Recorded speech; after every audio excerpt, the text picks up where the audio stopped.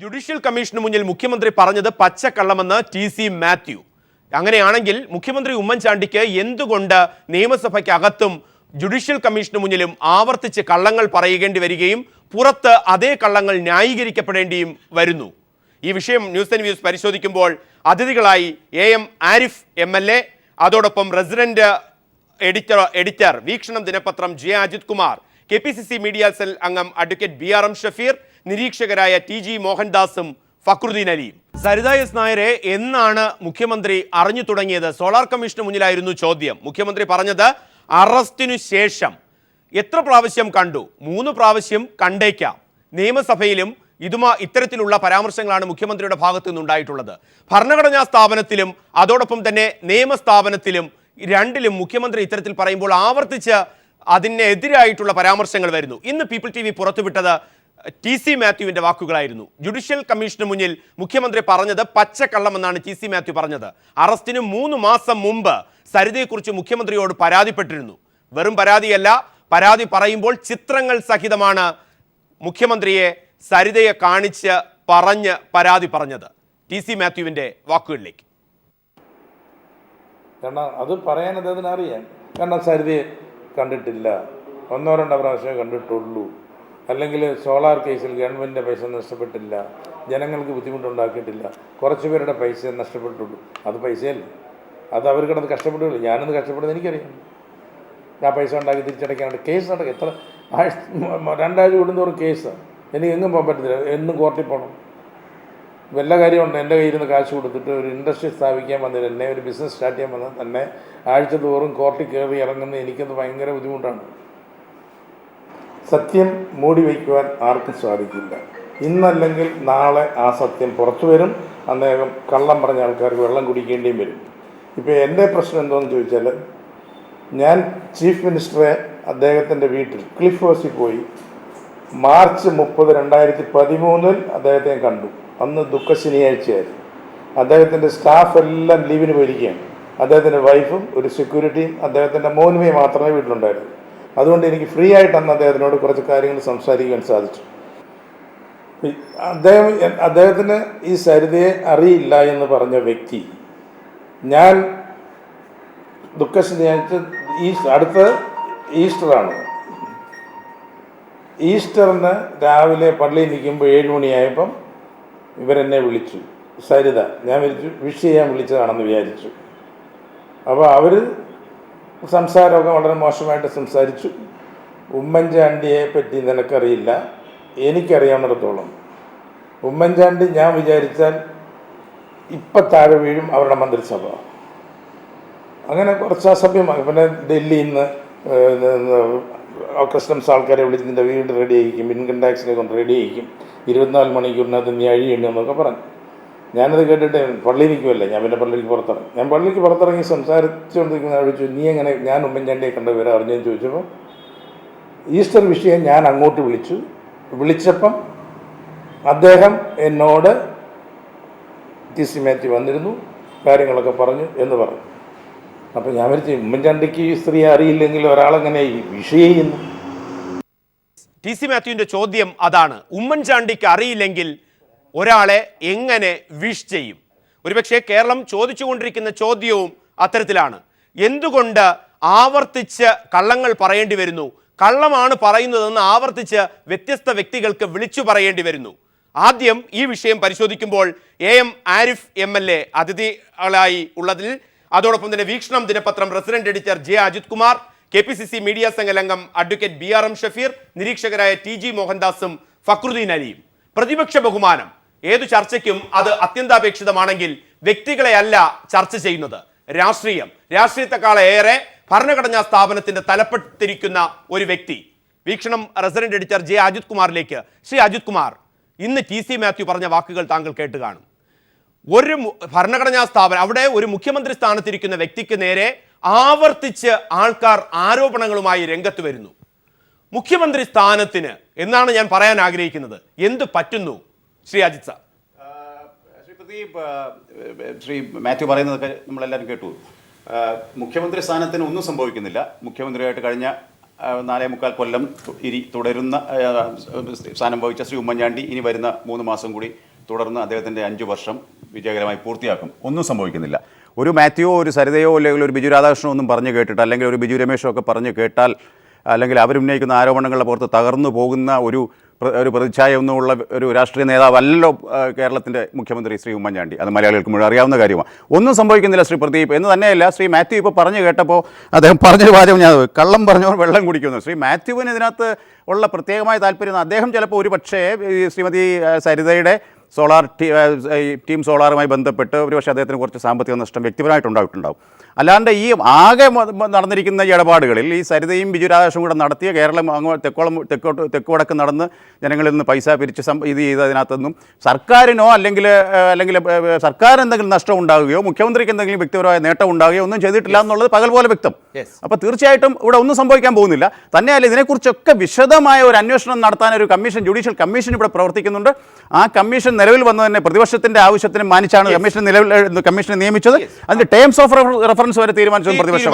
ശ്രീ അരീഫ് നിഷേധിക്കില്ലല്ലോ. ആ terms of reference അടക്കം നിലനിൽക്കുമ്പോഴാണ് ആ ടേംസ് ഓഫ് റെഫറൻസിന്റെ പരിധിക്കുള്ളിൽപ്പെടുന്ന ആൾക്കാർ ആ സമിതിക്ക് മുന്നിൽ പോയി കാര്യങ്ങൾ വെളിപ്പെടുത്തുന്നത്.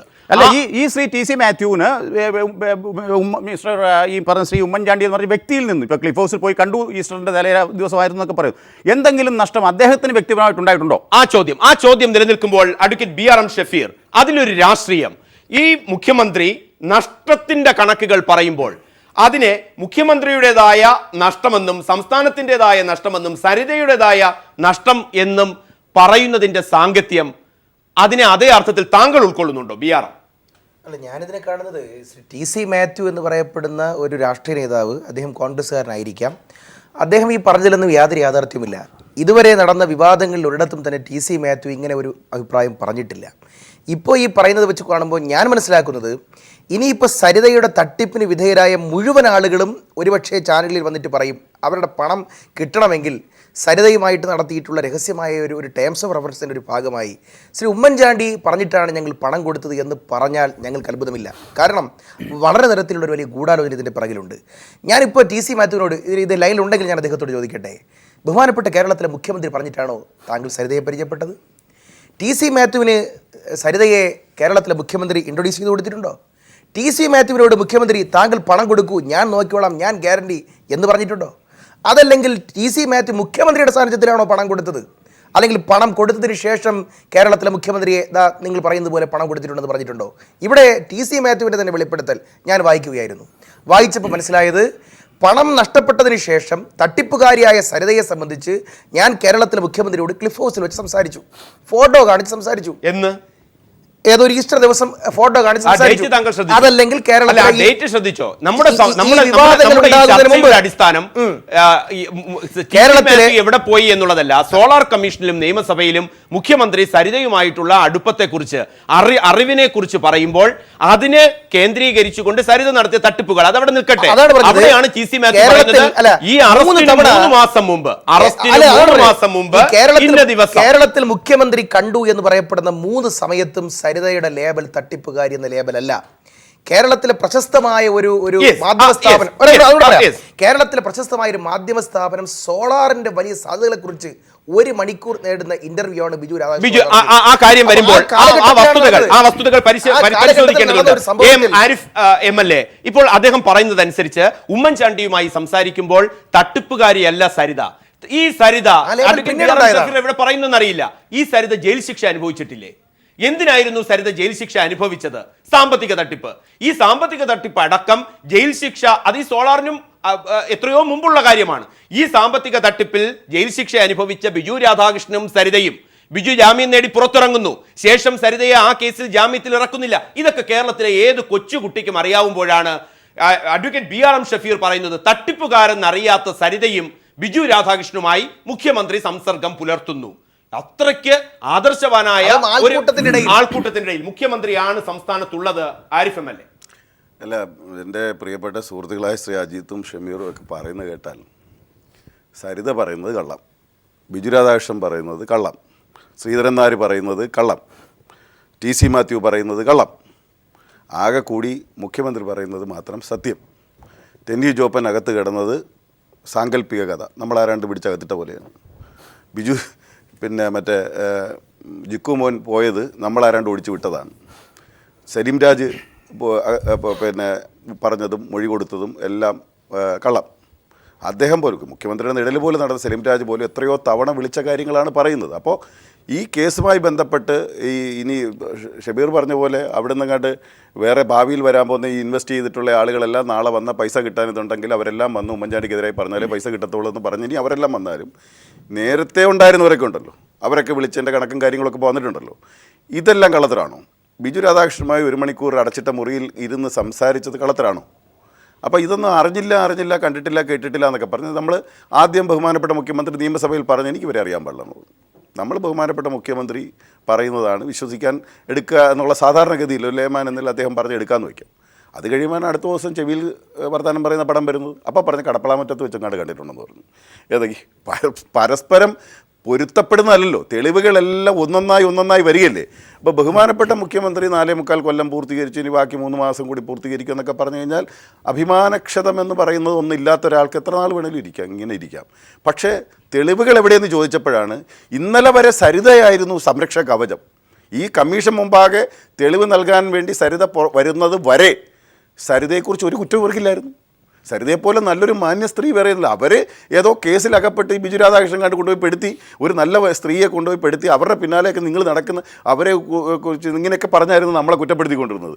സരിത സത്യം പറയാൻ തുടങ്ങിക്കഴിഞ്ഞതോടുകൂടിയാണ് സരിതയും കുഴപ്പക്കാരിയായത്. അതുവരെ സരിതയെ വിശ്വസിക്കാം.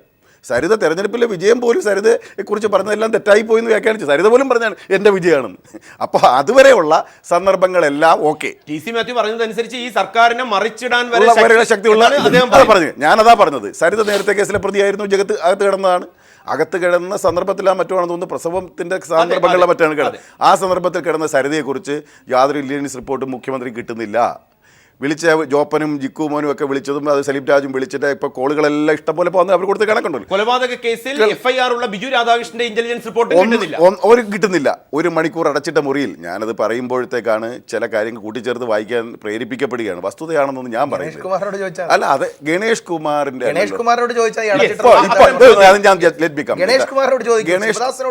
അല്ല, അവരല്ലോ പറയേണ്ടത്. ഞാൻ പറഞ്ഞു നമ്മുടെ ഇവരൊക്കെ ഞാൻ ഒന്ന് പറഞ്ഞു. ഞാൻ ഇദ്ദേഹം പറഞ്ഞപ്പോൾ ഞാൻ വെറുതെ ഇരുന്നില്ല. ഞാൻ പറയുന്നത് നമ്മുടെ ആന്റണിയും അതുപോലെ തന്നെ നമ്മുടെ ഇവരൊക്കെ ഉണ്ടല്ലോ, നമ്മുടെ കേസിലെ പ്രതികളെല്ലാം അവർ നാളെ പറയുകയാണ് ചില കാര്യങ്ങൾ ഞാൻ വെളിപ്പെടുത്താൻ തയ്യാറല്ല എന്ന് പറഞ്ഞാൽ എവിഡൻസ് ആക്ടിൽ എവിടെ വെച്ചാണ് നമ്മൾ ചോദ്യം ചെയ്യാൻ പോകുന്നത്? ഞാൻ ചോദിക്കട്ടെ, ഇത് നമ്മൾ 420 കേസിൽ സർക്കാരിൻ്റെ പണമല്ല എന്ന് അങ്ങ് പറയുന്നത് ശരിയാണ്. എൻ്റെ കയ്യിൽ നിന്ന് മിസ്റ്റർ ഷബീർ കാശ് കടം മേടിച്ചാണ്, എന്നെ ചീറ്റ് ചെയ്ത് പണം കൊണ്ടുപോയി കഴിഞ്ഞ് കഴിഞ്ഞാൽ നിങ്ങൾ കേസ് കൊടുത്താൽ 420 അനുസരിച്ച് നിങ്ങൾ കേസിൽ സാക്ഷിയാണ്. കേസാണ് അവിടുത്തെ കോടതിയിൽ സബ്മിറ്റ് ചെയ്യുമ്പോൾ, ചാർജ് ഷീറ്റ് സബ്മിറ്റ് ചെയ്യുമ്പോൾ state represented by sub inspector of police എന്നാണ്. അല്ലാതെ ഷബീർ അല്ല അവിടെ കേസിലെ വാദി, സാക്ഷിയാണ്. അപ്പോൾ ജനങ്ങളുടെ പണം പോയാൽ സ്റ്റേറ്റാണ് വാദി. ഇത് ക്രിമിനൽ പ്രൊസീജിയർ കോഡിൽ നടപടിക്രമമാണ്. അപ്പോൾ അതൊക്കെ വെച്ചിട്ട് സർക്കാരിൻ്റെ പൈസ പോയിട്ടില്ല എന്ന് പറഞ്ഞു കഴിഞ്ഞാൽ നാട്ടുകാരുടെ പൈസ മുഴുവൻ മുട്ടിക്കാൻ സർക്കാർ കൂട്ടുകയാണോ വേണ്ടത്? നാട്ടുകാരുടെ പൈസ എടുത്ത് ഞങ്ങൾക്ക് കിട്ടിക്കഴിഞ്ഞാൽ പിന്നെ കുഴപ്പമില്ല, വിഹിതം ഞങ്ങൾക്ക് കിട്ടി, അതുകൊണ്ട് ഇപ്പോൾ നാട്ടുകാർക്ക് വല്ലതും പോയത് കാശുള്ളവൻ്റെ പൈസയല്ലേ പോയത് എന്ന് പറഞ്ഞ് നമുക്ക് തിരസ്കരിക്കാനാണെങ്കിൽ രാജ്യത്ത് നിയമവും വ്യവസ്ഥയും വല്ലതും നടപ്പാവുമോ? അപ്പോൾ ഇത്തരത്തിൽ നമ്മൾ വ്യാഖ്യാനിച്ചു പോകരുത്. ഇതിനകത്ത് നേരത്തെ തെളിവുകളാണ് ആവശ്യപ്പെട്ടിരുന്നത്. ഇപ്പോൾ പകൽ പോലെ തെളിവുകൾ ഇങ്ങനെ മലവെള്ളപ്പാച്ചിൽ പോലെ വരികയാണ്. ഒന്നൊന്നിനോട് പൊരുത്തപ്പെടുന്ന തെളിവുകളാണ്. അതിനകത്ത് ആർക്കും നിഷേധിക്കാനാവാത്ത പൊരുത്തക്കേടുകളുള്ള തെളിവുകളാണെങ്കിൽ നിയമത്തിന് മുമ്പ് നിൽക്കില്ല. അപ്പോൾ എന്തായാലും ഞങ്ങൾ നടത്തിയ സമരത്തിൻ്റെ ഫലമായി രൂപീകരിച്ച കമ്മീഷൻ ഞങ്ങളുടെ സമരത്തിന് എത്രയോ സമരം നടത്തുന്നതിന് മുമ്പായി നിയമസഭയിൽ എത്രയോ വട്ടം ഞങ്ങൾ പറഞ്ഞപ്പോഴൊന്നും കേൾക്കാതെ വന്ന് ഞങ്ങൾ സമരത്തെ തുല്യല്ലേ കമ്മീഷൻ വെപ്പിച്ചത്, അല്ലാതെ സ്വമേധയാ കൂടി കമ്മീഷൻ വെച്ചല്ലോ. അപ്പോൾ ഇതെല്ലാം ഞങ്ങൾ നടത്തി അംഗീകരിപ്പിച്ചിട്ടുള്ള കമ്മീഷൻ മുമ്പാകെ തെളിവുകൾ പുറത്തു വരും എന്നുള്ളത് സത്യം ഒരു നാൾ പുറത്തു വരും എന്നതിൻ്റെ വിശദാംശങ്ങളാണ് ഇപ്പോൾ വന്നുകൊണ്ടിരിക്കുന്നത്. അതുകൊണ്ട് ഇത് അകപ്പെട്ടേ അടങ്ങൂ. TG മോഹൻദാസ് ഫക്രുദ്ദീനിലേക്ക് വരുന്നതിന് മുമ്പ് TG പേരുകൾക്കപ്പുറത്തേക്ക് ഞാൻ മുഖ്യമന്ത്രി എന്ന് പറയാൻ ആഗ്രഹിക്കുകയാണ്. വ്യക്തികൾ അവിടെ ആകട്ടെ, ആ മുഖ്യമന്ത്രി എന്ത് പറയുന്നു, മുഖ്യമന്ത്രിക്ക് വേണ്ടി ന്യായീകരിക്കുന്നവർ എന്ത് പറയുന്നു, തെളിവുകൾ ചോദിക്കുന്നു, തെളിവുകൾ ഒന്നിനു പിന്നാലെ ഒന്നായി വരുന്നു. ഏറ്റവും അവസാനം TC മാത്യു പറഞ്ഞ വാക്കുകൾ, പീപ്പിൾ TVയോട് പറഞ്ഞ വാക്കുകൾ താങ്കൾ കേട്ട് കാണും. ഗൂഢാലോചന എന്നാണ് അതിന് പ്രതിരോധമൊരുക്കുന്നത്. ഞാൻ വളരെ കൗതുകത്തിൽ ഇത്തരം കാര്യങ്ങൾ ചിന്തിക്കുമ്പോൾ സോഷ്യൽ മീഡിയയിൽ അടക്കം ഇന്നത്തെ ചർച്ചയെക്കുറിച്ചുള്ള ഒരു കമന്റ് പറഞ്ഞപ്പോൾ ഒരു ലേമൻ എൻ്റെ അടുത്ത് ചോദിച്ചതാണ്. അത് ചോദ്യമായി വരണം. അതാണ് ഞാൻ TGയുടെ മുന്നിൽ വരുന്നതും. ഇത്രയ്ക്ക് ഗൂഢാലോചന നടത്താൻ സരിതയുടെ ഗൂഢാലോചന, ബിജു രാധാകൃഷ്ണന്റെ ഗൂഢാലോചന, TC മാത്യുവിന്റെ ഗൂഢാലോചന, ബിജു രമേശിന്റെ ഗൂഢാലോചന, മലയാളി ശ്രീധരൻ നായരുടെ ഗൂഢാലോചന, ഇങ്ങനെ ഗൂഢാലോചനകൾ നടത്തുകയാണെങ്കിൽ ഇവരെയൊക്കെ ഒന്നിച്ചൊരു ഗൂഢാലോചനയ്ക്ക് പ്രതിപക്ഷത്തിനും അപ്പുറത്തേക്ക് ഏതോ രാജ്യാന്തര ഗൂഢാലോചന വിദഗ്ധൻ ഉണ്ടാകണം. ആരാണ് TG ഈ ഗൂഢാലോചന വിദഗ്ധൻ?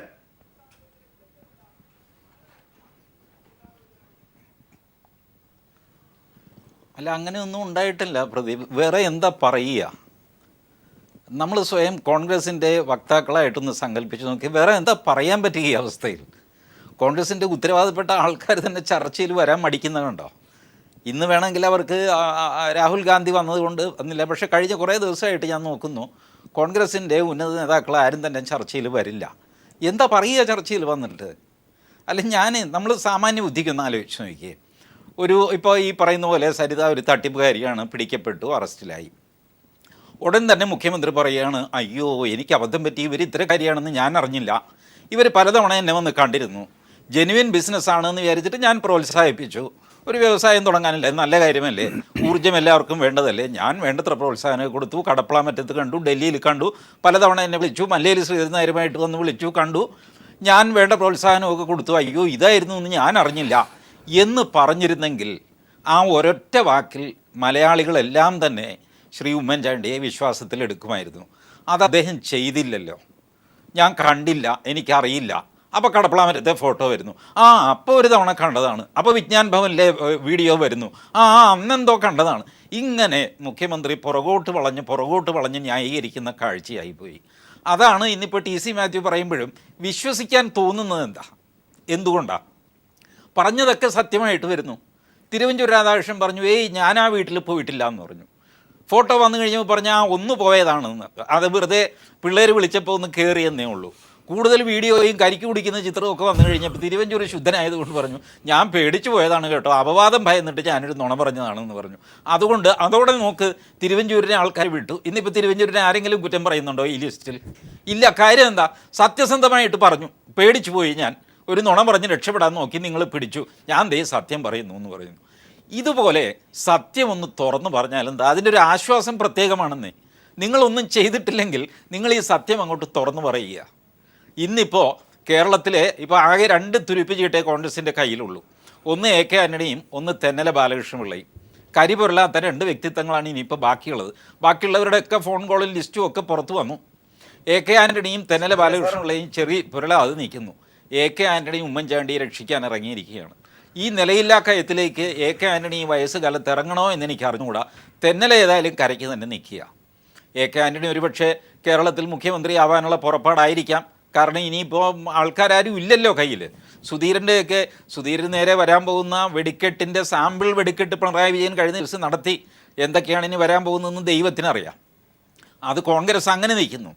എന്നാൽ നമ്മുടെ കൂടെ ഈ പാനലിലുള്ള അരൂർ MLA ശ്രീ ആരിഫിനെ ആശ്വസിക്കാൻ അവകാശമുണ്ടോ? അവിടെയും എനിക്ക് സംശയമാണ്. അതിൻ്റെ ഒരു ചെറിയ തുടക്കം ബിജു രമേശ് ഇന്ന് തുടങ്ങിയിട്ടിരിക്കുന്നു. അവിടെ തന്നെ ചെറിയൊരു പരിഭ്രമം CPM-ന് വന്നിരിക്കുന്നു. ഇല്ല, ഞങ്ങൾ അങ്ങനെയല്ല പറഞ്ഞത്, ഇങ്ങനെയാണ്. CPM-ന് ഇത് തന്നെ ചെയ്യാതെ ഞങ്ങൾ ബിജു രമേശിനെ കണ്ടിരുന്നു.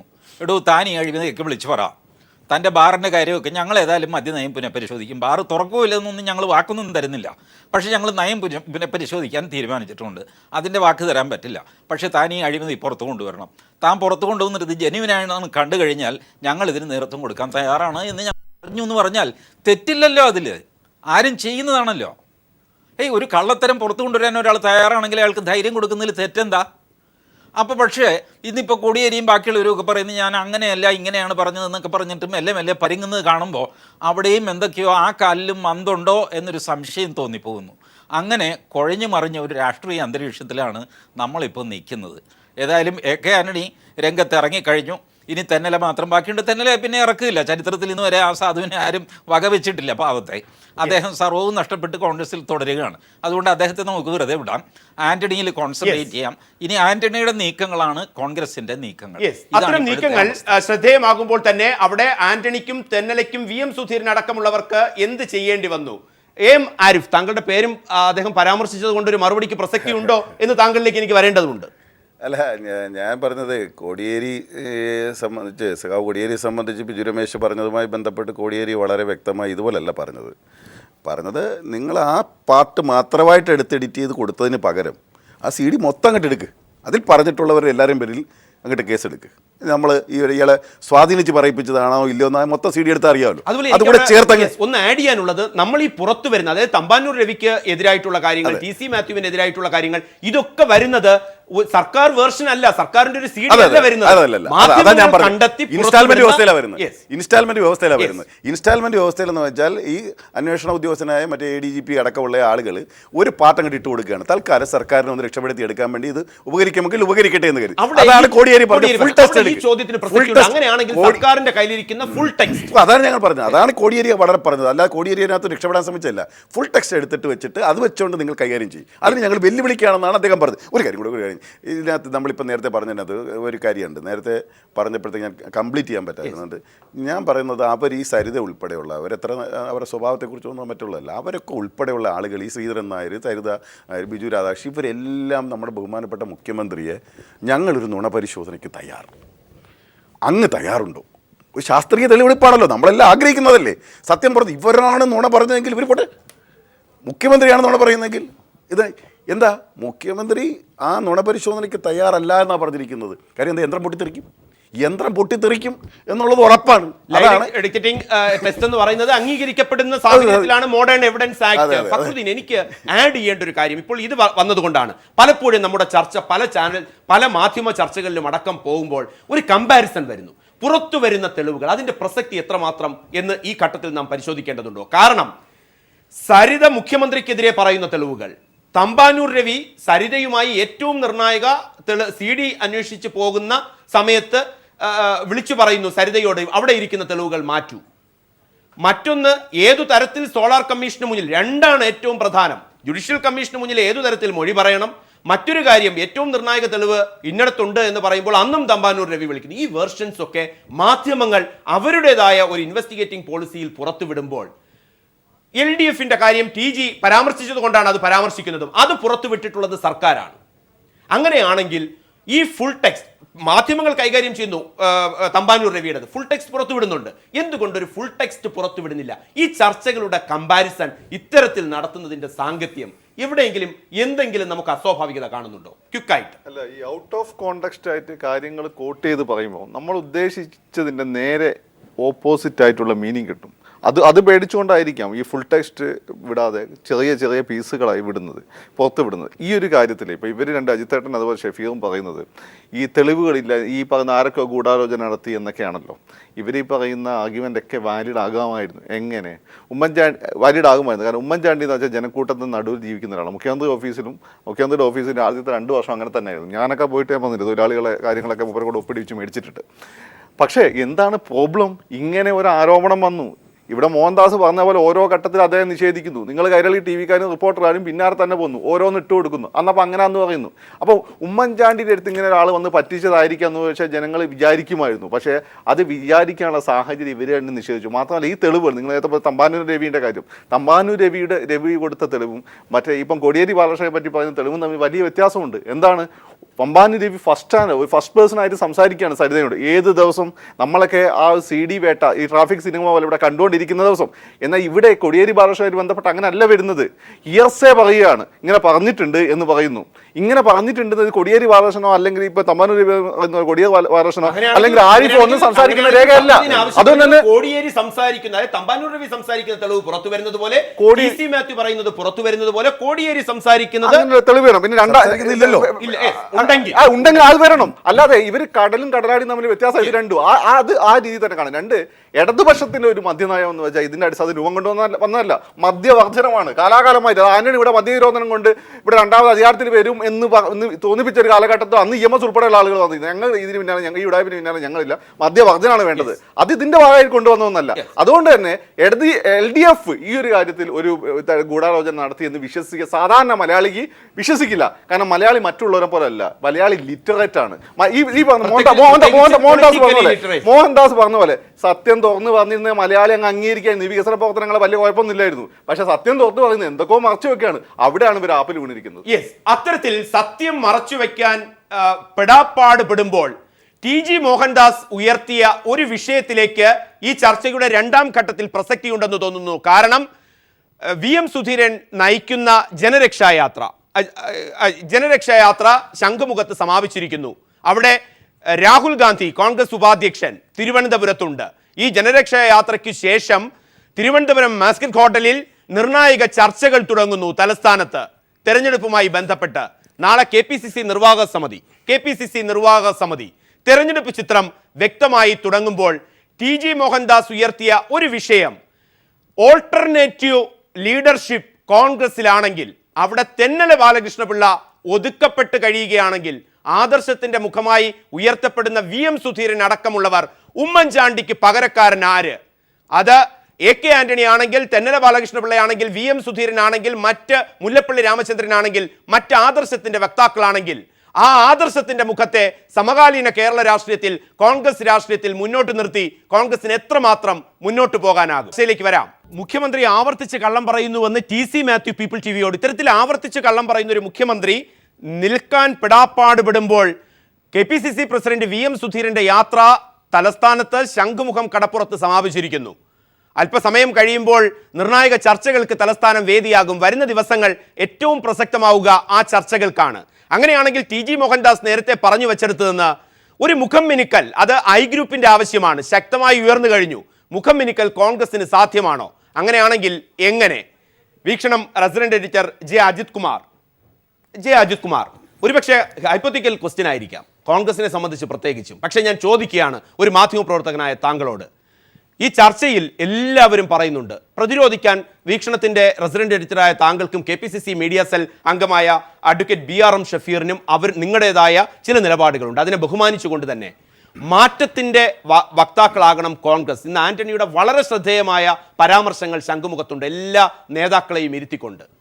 ശ്രീ പ്രദീപ്, ശ്രീ ആന്റണിയെ തന്നെ കോട്ട് ചെയ്തുകൊണ്ട് തന്നെ ഞാനൊന്ന് തുടങ്ങട്ടെ. ശ്രീ ആന്റണി തന്നെ അതേ വേദിയിൽ അതേ മൈക്കിൽ പറയുകയുണ്ടായി, ഞാനിവിടെ 3 തവണ മുഖ്യമന്ത്രിയായിരുന്നു കേരളത്തിൻ്റെ, എന്നാൽ എനിക്ക് ആ കാലത്തൊന്നും ഉണ്ടാക്കാൻ കഴിയാത്ത, എനിക്ക് എന്താ പറയുക, ലജ്ജയോടെ അദ്ദേഹം ചില ചമ്മലോടെ നമ്മൾ പറയില്ലേ, ശ്രീ ഉടായിപ്പെന്ന് ശ്രീ ഫക്രുദ്ദീൻ സ്ഥിരം പറയുന്ന പോലെ ചമ്മലോടെ ശ്രീ ആന്റണി തുറന്നു പറഞ്ഞു. അദ്ദേഹത്തിൻ്റെ സ്വസിദ്ധമായ നിഷ്കളങ്കമായ ശൈലിയിൽ അദ്ദേഹം പറഞ്ഞു, ഞാൻ ഇത്രയും കാലം കേരളത്തിന് മുഖ്യമന്ത്രിയായിരുന്നിട്ടും എനിക്ക് ചെയ്യാൻ കഴിയാത്ത എത്രയോ കാര്യങ്ങൾ, അല്ലെ മറ്റൊരു മുഖ്യമന്ത്രിക്കും ചെയ്യാൻ കഴിയാത്ത എത്രയോ വികസന പ്രവർത്തനങ്ങളും കാര്യങ്ങളുമാണ് ഈ സംസ്ഥാനത്ത് ശ്രീ ഉമ്മൻചാണ്ടിയുടെ നേതൃത്വത്തിൽ നടന്നത് എന്ന് ശ്രീ ആന്റണി തന്നെ കാട്ടുമ്പോൾ ആ ശ്രീ TG മോഹൻദാസ് പറഞ്ഞതിൻ്റെയൊക്കെ അത് അപ്രസക്തമാകുന്നു എന്നുള്ളതാണ് അതിൻ്റെ യാഥാർത്ഥ്യം. ഉമ്മൻചാണ്ടി തന്നെ നയിക്കുമോ ഈ പ്രചരണം? അല്ല, ഇപ്പോൾ നമ്മുടെ പിന്നെ എല്ലാ പാർട്ടികളും പറയും ഞങ്ങൾ മുൻകൂട്ടി നേതാവിനെ തീരുമാനിച്ചുകൊണ്ടല്ല, ഈ പറഞ്ഞ പോലെ ഹൈപ്പോത്തറ്റിക്കൽ എന്ന് പറഞ്ഞാൽ തന്നെ ഇന്നിപ്പോൾ ചർച്ചകളൊക്കെ നടക്കുന്നുണ്ട്. തീർച്ചയായിട്ടും ഇത് ഇന്നിപ്പോൾ ശംഖുമുഖത്ത് നമ്മൾ കേട്ടത് തെരഞ്ഞെടുപ്പ് കാഹളമാണ്. കോൺഗ്രസിൻ്റെ UDFിൻ്റെ തെരഞ്ഞെടുപ്പ് പ്രചരണത്തിൻ്റെ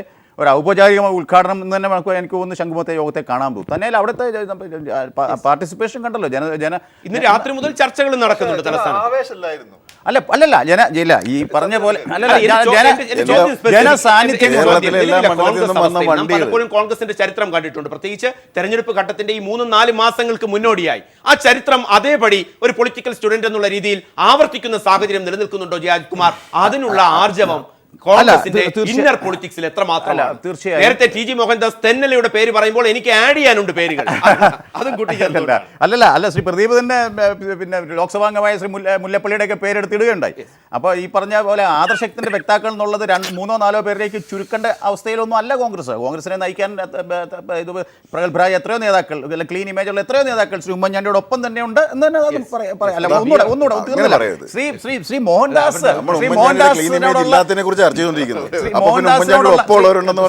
മോഹൻദാസിനോടുള്ള എല്ലാ ബഹുമാനവും വെച്ചുകൊണ്ട് ഞാൻ പറയാം, അദ്ദേഹം എന്തിനായിട്ടാണ് പാവം ശ്രീ തെന്നല ബാലകൃഷ്ണപിള്ളയും ശ്രീ AK ആന്റണിയൊക്കെ ഇതിലേക്ക് ഇപ്പോൾ വലിച്ചു വെച്ചത്? എനിക്ക് തോന്നുന്നു വളരെ കണ്ണിങ് ആയിട്ടുള്ള ഒരു പൊളിറ്റിക്കൽ അതിനകത്തൊരു കോൺസ്പിറസി. നമ്മൾ ചോദിച്ചില്ല ആരാ ഗൂഢാലോചന നടത്തുന്നത് ചോദിച്ചില്ല, ആ ചോദ്യത്തിന്റെ ഉത്തരത്തിൽ. അപ്പൊ ശ്രീ മോഹൻദാസ് തന്നെ ഇങ്ങനെ ഈ പറഞ്ഞ പോലെ ചിലരെ കൊണ്ട്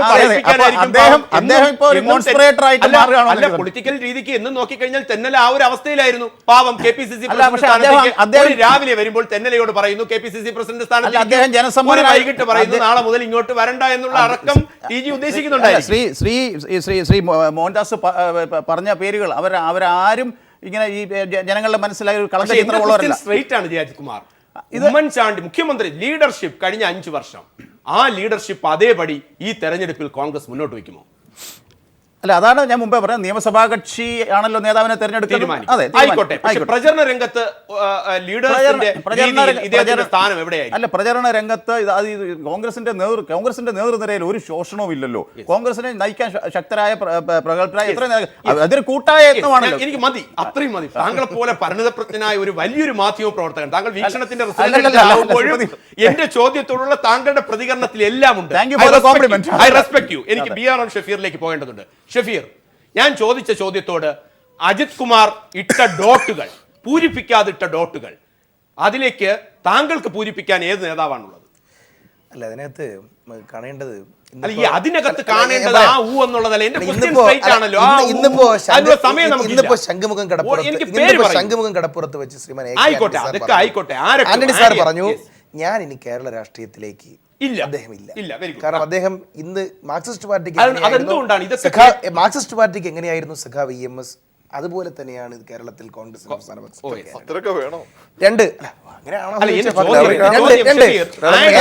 കേരളത്തിൽ ഇന്നും ഏറ്റവും വലിയ ക്രൗഡ് പുള്ളറും ഏറ്റവും ജനസ്വാധീനമുള്ള നേതാക്കന്മാരിൽ ഒരാൾ തന്നെയാണ് ശ്രീ ഉമ്മൻചാണ്ടി. അദ്ദേഹം ഇന്ന് കേരളത്തിലെ നിയമസഭാ കക്ഷിയുടെ നേതാവാണ്. നാളെ തെരഞ്ഞെടുപ്പിൽ അദ്ദേഹം മുന്നിൽ നയിക്കുമെന്നുള്ള കാര്യത്തിലും അദ്ദേഹം മത്സരിക്കുമെന്നുള്ള കാര്യത്തിൽ സംശയമില്ല. പക്ഷേ കേരളത്തിൽ ശ്രീ ഉമ്മൻചാണ്ടി സാർ മുഖ്യമന്ത്രി ആവണമെന്ന് ആഗ്രഹിക്കുന്ന പോലെ തന്നെ ബഹുമാനായ ശ്രീ VM സുധീരൻ സാർ മുഖ്യമന്ത്രി ആവണമെന്ന് ആഗ്രഹിക്കുന്ന പൊതുസമൂഹവും കേരളത്തിലുണ്ട്. ശ്രീ രമേശ് ചെന്നിത്തല മുഖ്യമന്ത്രി ആവണമെന്ന് ആഗ്രഹിക്കുന്നവർ എന്ന പൊതുസമൂഹവും കേരളത്തിലുണ്ട്. എന്ന് വെച്ചുകൊണ്ട് കേരളത്തിലെ മുഖ്യമന്ത്രിമാരെ മുൻകൂട്ടി പ്രഖ്യാപിച്ചുകൊണ്ട്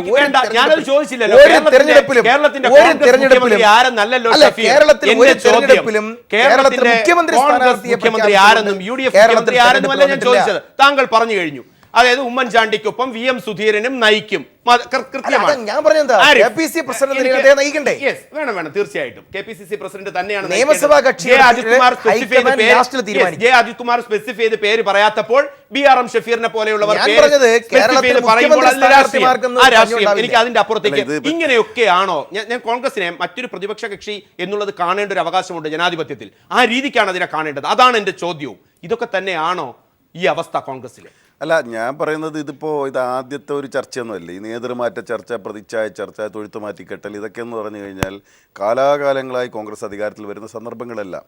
കരുണാകരൻ്റെ അവസാന കാലത്ത് അദ്ദേഹത്തെ മാറ്റുന്നു, AK ആന്റണി വരുന്നു. അത് AK ആന്റണി 3 കൊല്ലം കഴിയുമ്പോഴത്തേക്ക് AK ആന്റണി വരുന്നു, ഉമ്മൻചാണ്ടി വരുന്നു. ഇങ്ങനെ ഈ പ്രതിച്ഛായ ചർച്ചയും തൊഴുത്തുമാറ്റൽക്കെറ്റലും ഒക്കെ നടത്തി ജയിച്ചു വരാൻ വേണ്ടിയിട്ടുള്ള സകലമാന അടവുകളും മുൻകാലങ്ങളിലെല്ലാം കോൺഗ്രസ് പയറ്റിയിട്ടുണ്ട്. ആ പയറ്റിയ സന്ദർഭങ്ങളിലെല്ലാം പരാജയപ്പെട്ട അനുഭവമാണ് കേരളത്തിൻ്റെ ഇതുവരെയുള്ള അനുഭവം. അതായത് 3-3.5 കൊല്ലം കഷ്ടിച്ച് ഇവർ പിടിച്ചൊക്കെ നിൽക്കും. പിടിച്ചു കഴിയുമ്പോഴത്തേക്ക് ഈ ഇതുപോലെ നടത്തുന്ന അഴിമതിയും മറ്റ് പ്രശ്നങ്ങളും ഒക്കെ പുറത്തേക്ക് വരും. ആകെ നാറ്റക്കേസാവും. മന്ത്രിമാരെ കുറച്ച് പേരെ മാറ്റി പ്രതിഷ്ഠിക്കും, അങ്ങോട്ടും ഇങ്ങോട്ടൊക്കെ മാറ്റി. ഇപ്പോൾ ഇവിടെ തന്നെ ഒരുപാട് മന്ത്രിമാരെ അങ്ങോട്ടും ഇങ്ങോട്ടൊക്കെ മാറ്റിയായിരുന്നു. നമ്മളൊക്കെ വിട്ടുപോയി. പക്ഷേ എങ്കിൽ ഞാൻ പറഞ്ഞത് അത്തരം ചർച്ചകളൊക്കെ നടന്നു കഴിഞ്ഞ് പിന്നെ അവസാനം നേതൃമാറ്റം പറയും. നേതൃമാറ്റ ചർച്ച തുടങ്ങി വെച്ച് കഴിഞ്ഞു. ഇപ്പോൾ INTUCR ചർച്ച ചന്ദ്രശേഖരൻ തുടങ്ങി വെച്ചു. മുരളീധരൻ കത്തിനെ കുറിച്ച് KPCC രമേശ് ചെന്നിത്തലയുടെ കത്തിനെ സംബന്ധിച്ച്, അദ്ദേഹം ഒപ്പിനെ സംബന്ധിച്ച് മെയിലിൽ നിന്ന് പോയതിനെ സംബന്ധിച്ചുള്ള ഉള്ളടക്കത്തിൻ്റെ കാര്യത്തിൽ ആർക്കും തർക്കമില്ല. ഉള്ളടക്കത്തിൻ്റെ കാര്യത്തിൽ ആർക്കും തർക്കമില്ലല്ലോ. വലിയ കൊടി അഴിമതിയുടെ പ്രതിച്ഛായയാണ് തോൽവിക്ക് കാരണമെന്നുള്ള പ്രശ്നങ്ങളൊക്കെ പൊയ്ക്കഴിഞ്ഞു ഹൈക്കമാൻഡിന് മുമ്പ്. അതിനകത്ത് ഒഫീഷ്യലാണോ അൺഒഫീഷ്യലാണോ എന്നുള്ളതിനെ സംബന്ധിച്ചുള്ള തർക്കം മാത്രമേ ഉള്ളൂ. പിന്നെ ഉള്ളടക്കത്തിൻ്റെ കാര്യത്തിൽ ആർക്കും തർക്കമില്ല. അപ്പോൾ അത്തരം വിഷയങ്ങളൊക്കെ നിൽക്കുകയാണ്. ഇതിൻ്റെ മേലിൽ ആരെങ്കിലും മാറി പുതിയൊരാൾ വന്നതുകൊണ്ട് രക്ഷപ്പെടാനൊന്നും പോകുന്നില്ല. പിന്നെ ഈ ബഹുമാനായ ശ്രീ AK ആന്റണി അദ്ദേഹം വരുന്നില്ല എന്ന് പറയുന്നത് അദ്ദേഹത്തിൻ്റെ പൂർണ്ണമായ അദ്ദേഹത്തിൻ്റെ മനസ്സിപ്പം നമുക്ക് തുറക്കാൻ പറ്റത്തില്ല. വരാനുള്ള സുധീരനും അദ്ദേഹത്തിൻ്റെ സ്റ്റാർ പദവിക്ക് വരും തമ്മിലുള്ള സ്റ്റാർ പദവി തർക്കമാണല്ലോ മറ്റേ ബാർ. ഇത് യഥാർത്ഥത്തിൽ ബാറിൻ്റെ സ്റ്റാർ അല്ലായിരുന്നല്ലോ. സ്റ്റാറിൻ്റെ പദവി സുധീരന് വേണോ അതോ ഉമ്മൻചാണ്ടിക്ക് കൊടുക്കണോ എന്നുള്ളതാണ്.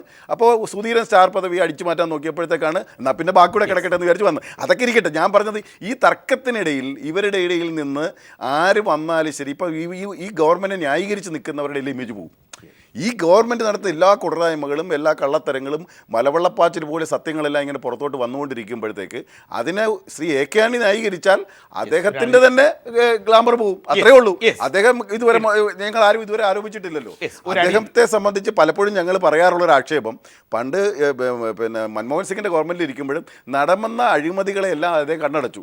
അതായത് കള്ളന് കഞ്ഞി വെക്കുന്ന ഏർപ്പാടെന്ന് വേണമെങ്കിൽ നമ്മുടെ നാട്ടുഭാഷയെ പറയാം. പക്ഷെ അദ്ദേഹത്തോടുള്ള ബഹുമാനം കൊണ്ട് ഞാനത് പറയുന്നില്ല. ആ തരത്തിലാണോ താൻ കേരള രാഷ്ട്രീയത്തിലേക്ക് ഇല്ലെന്ന് എ കെ ആന്റണി പറയുമ്പോൾ അതോടൊപ്പം തന്നെ തെന്നലെ അടക്കമുള്ളവരെ ടി ജി മോഹൻദാസ് ചോദിക്കുമ്പോൾ ആ പേരുകളുടെ ഒരു വിശാലാർത്ഥത്തിൽ ഒരു ഓൾട്ടർനേറ്റീവ് ലീഡർഷിപ്പ് കൊണ്ട് മാത്രം പരിഹരിക്കാവുന്ന ഒരു അവസ്ഥയാണോ കോൺഗ്രസിന്റെ അവസ്ഥയെന്നല്ല ഈ ചർച്ച. കേരളത്തിന്റെ ഭരണത്തെ നയിച്ച ഒരു പ്രസ്ഥാനത്തെ സംബന്ധിച്ചിടത്തോളം ടി ജി മോഹൻദാസിലേക്കും ഫക്രുദ്ദീൻ അലിയിലേക്കും വരാം. മുഖ്യമന്ത്രി കള്ളങ്ങൾ മാത്രം വിളിച്ചു പറയുന്നുവെന്ന് ആവർത്തിച്ച് ഏറ്റവും പുതുതായി പീപ്പിൾ ടി വിയോട് ടി സി മാത്യു പറയുമ്പോൾ ടി ജി മോഹൻദാസിലേക്ക് എല്ലാ ചർച്ചയും അത്തരത്തിലാണ്. ഒന്നിൽ കോൺസെൻട്രേറ്റിന് അപ്പുറത്തേക്ക് താങ്കൾ, അത് രാഹുൽ ഗാന്ധി തലസ്ഥാനത്തുള്ളപ്പോഴാണ്, താങ്കൾ ഇട്ട ഒരു പൊട്ട്, ആ ചർച്ച അത് വളരെ രസകരമായി തോന്നിയത് കൊണ്ടാണ് അത് വികസിക്കുന്നതും. ആ ചോദ്യത്തിലേക്ക് വരുമ്പോൾ മാധ്യമപ്രവർത്തകനാണ് ജെ അജിത് കുമാർ. എൻ്റെ ചോദ്യം താങ്കളും കേട്ട് കാണും, അജിത് കുമാറിനോടുള്ള ചോദ്യം. അദ്ദേഹം പറയാതെ പറഞ്ഞത് അവിടെ അഡിഷനായി VM സുധീരൻ്റെ പേര് അഡ്വക്കേറ്റ് BRM ഷഫീർ പറഞ്ഞു. അപ്പോഴും ആന്റണി മത്സര രംഗത്തില്ല എന്ന് ആവർത്തിക്കുമ്പോൾ AM ആരിഫ് പറയുന്നു അതൊരു ഒളിച്ചോട്ടമാണെന്ന്. ഈ ഒളിച്ചോട്ടങ്ങളുടെയും ജെ അജിത് കുമാർ മൗനമായി ഇരിക്കുന്നതും BRM ഷഫീർ സുധീരൻ്റെ പേര് ആഡ് ചെയ്യുന്നതും ഒക്കെ എടുത്തു കഴിഞ്ഞാൽ ഇന്ന് രാത്രി മുതൽ നാളെ വരുന്ന കാര്യങ്ങൾ ഒരു നേതൃതലത്തെക്കുറിച്ചാണ്. തെന്നല ബാലകൃഷ്ണപിള്ളയുടെ പേര് താങ്കൾ പറയുന്നു, ഞാനത് കൂട്ടിച്ചേർക്കുന്നു. VM സുധീരൻ, മുല്ലപ്പള്ളി രാമചന്ദ്രൻ, എന്തുകൊണ്ട് ഇങ്ങേ അറ്റത്ത് നമുക്ക് പറയാൻ കഴിയുന്ന പേര് VT ബൽറാം. യെസ്, ഞാൻ അതും കൂടെ ആഡ് ചെയ്യുന്നു TG. അങ്ങനെയാണെങ്കിൽ ഇതൊക്കെ കൊണ്ട് പരിഹരിക്കുന്ന പ്രശ്നമാണോ? പരിഹരിക്കുന്ന പ്രശ്നമാണെങ്കിൽ ഇവരൊക്കെ തന്നെ നയിക്കേണ്ടവരുമാണോ?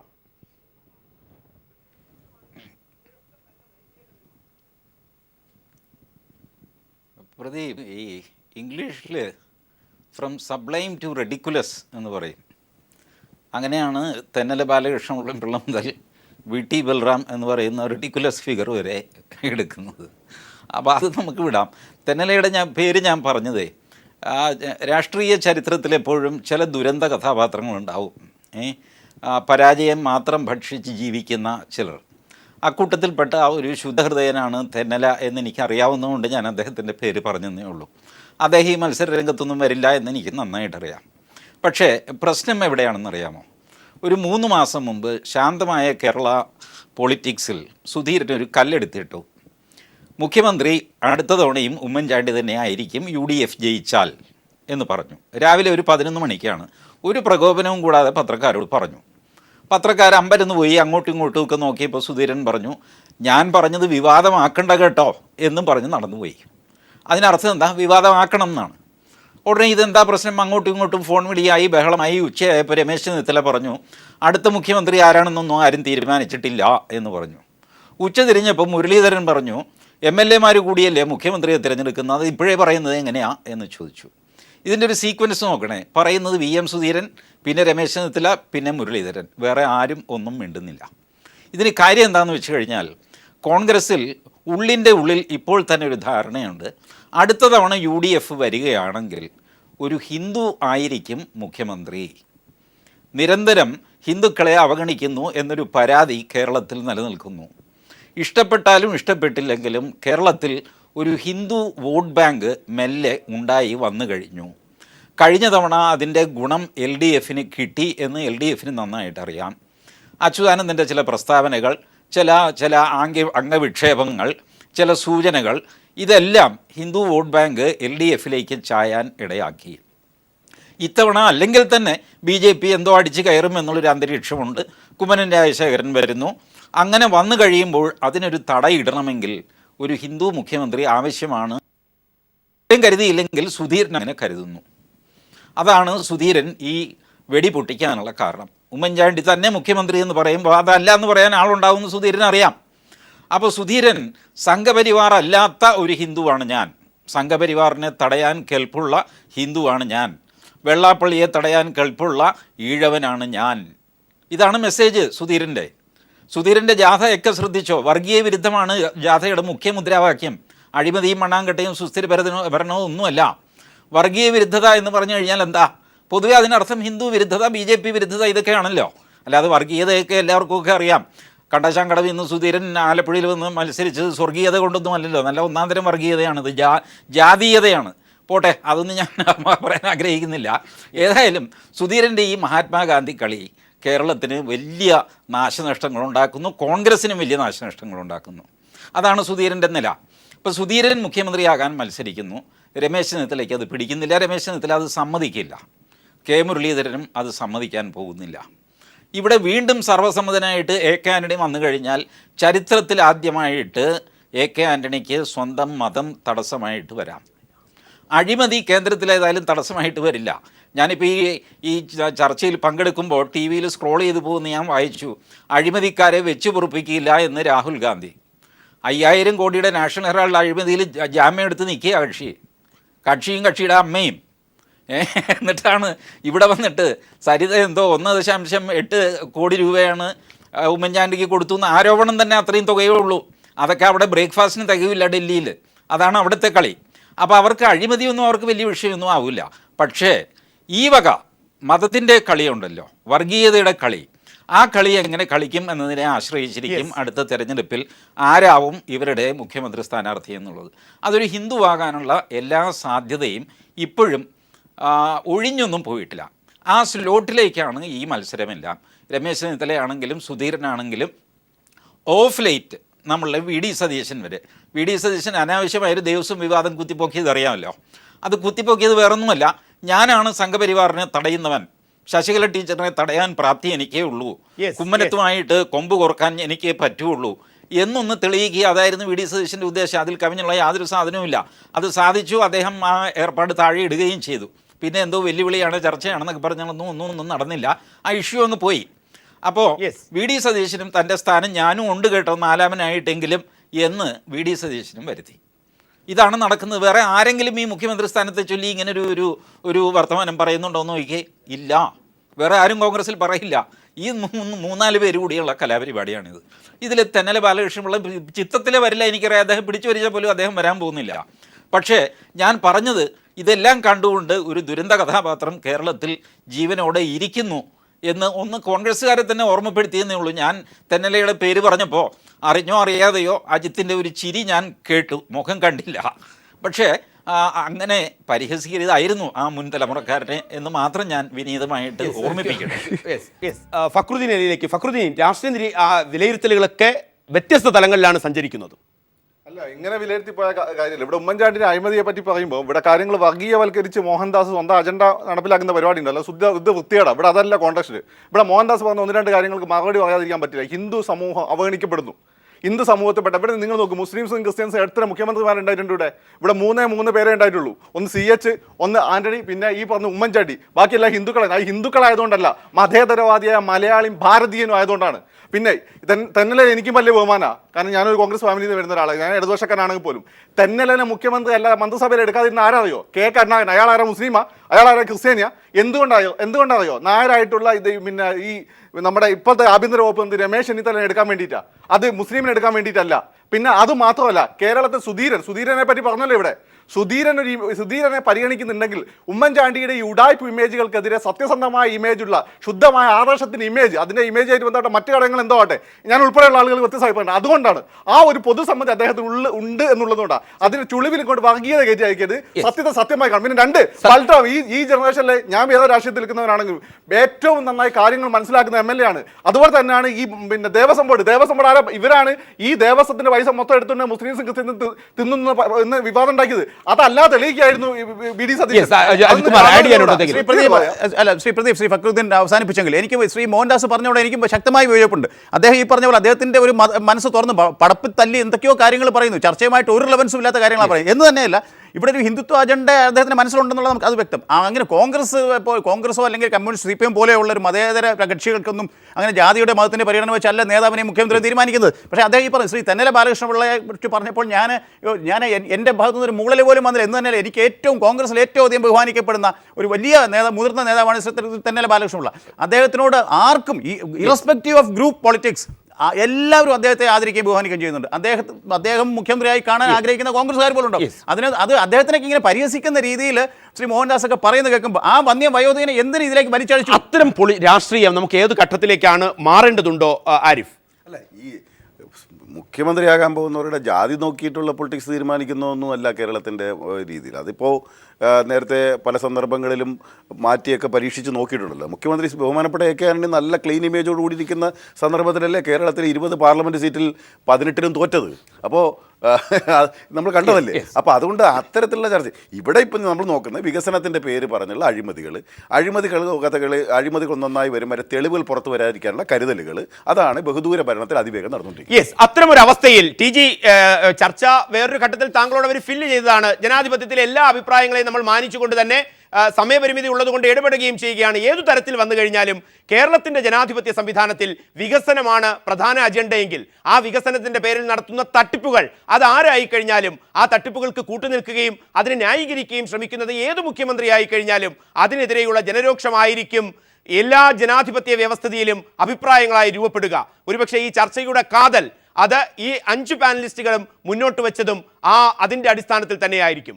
ആ അടിസ്ഥാനത്തിൽ ആ ചിന്താഗതി വികസനത്തിൻ്റെ മറവിൽ കൊള്ള നടത്തുന്നുവെങ്കിൽ അത് സാധാരണക്കാരൻ്റെ പണമാണെങ്കിൽ അതിനെതിരെ എന്ത് നിലപാടാണ് എടുക്കേണ്ടത്? ആ ചോദ്യം പ്രേക്ഷക സമൂഹത്തിന് വിട്ടുകൊണ്ട് പങ്കെടുത്ത എല്ലാ അതിഥികൾക്കും നന്ദി.